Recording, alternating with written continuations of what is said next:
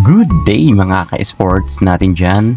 Bago nga magsimula ang Women's Volleyball CV League ay naglabas na nga ang pamunuan ng Alas Pilipinas ng officially Final 14 nila.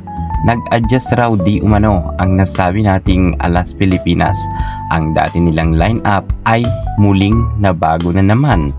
At dahil nga pasok na ngayon si Alyssa Solomon at hindi pa natuloy ang kanyang pagiging import sa Japan, ay maraming ang nabago sa Alas Pilipinas.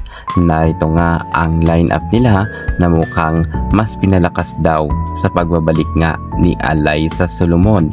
Ngunit sa kabila ng meron ngang bumalik, well, marami naman mga natanggal sa Alas Pilipinas.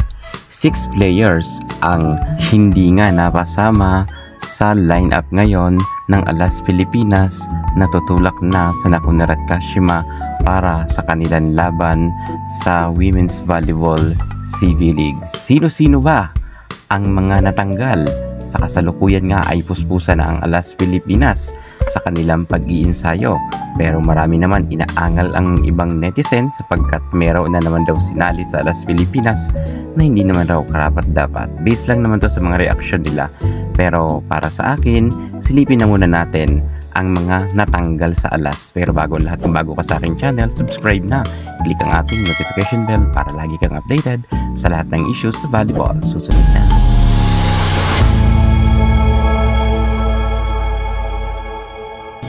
Final 14 ng star player ng Alas Pilipinas, pinasilip na bago na naman ang kanilang lineup.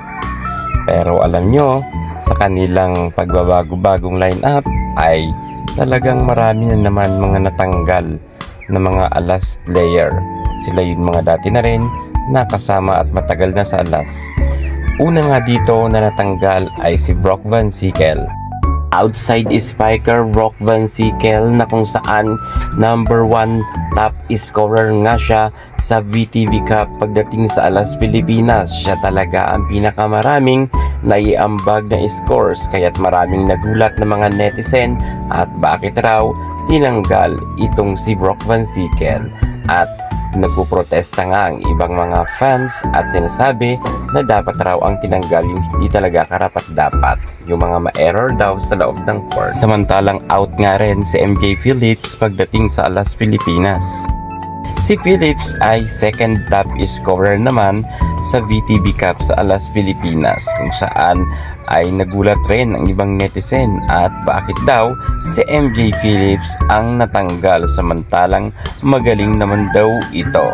Tia Andaya tanggal na rin sa Alas Pilipinas. Hindi pa nga tumatagal ang kanyang karera sa Alas, pero eto nga, nag-release na nga ng Final 14 at isa siya sa mga hindi napasama. Nagbawas nga ang Alas Pilipinas ng mga setter dahil ng last nga ay nabash sila dahil 5 ang kanilang setter. Lance Lamina tinanggal na nga rin sa Alas Pilipinas at gayon rin itong si Julia Coronel. Maraming ang nagulat ng mga netizen at bakit daw tinanggal itong si Coronel samantalang siya nga ang original na backup setter ni Gia de Guzman. Pero nga ito, dahil nagbawas nga ng setter, isa nga si Julia Coronel na hindi nga napabilang sa Alas Pilipinas. At hindi lang si Coronel, tanggal nga rin sa Alas Pilipinas itong si Jennifer Nierva. Si Jen ay sobrang tagal na sa Alas Pilipinas. Sila nga yung unang batch na mga magkakasama at gayon rin si Coronel, pero sila nga ay natanggal at pinalitan na nga silang dalawa at hindi nga sila nakasama sa Final 14. At hindi talaga maisip ng iba kung bakit ang daming tinanggal gaya ni Brooke Van Sickle at ni MJ Phillips na magaling. Yung iba raw okay lang na tinanggal, pero bakit raw yung mga top scorer ay inalis sa Alas Pilipinas? Well, good luck na lang sa team nga ni Coach De Brito, siya naman nakakaalam niyan.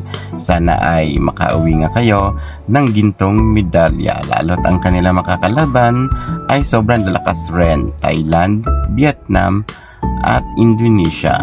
Magsisimula nga ng first week ng Agosto ang kanilang laban kontra nga sa mga nabanggit nating bansa. Sana ay magwagi ang Alas Pilipinas. Yan muna ang pinaka-latest natin sa mundo ng volleyball. Thank you so much. God bless.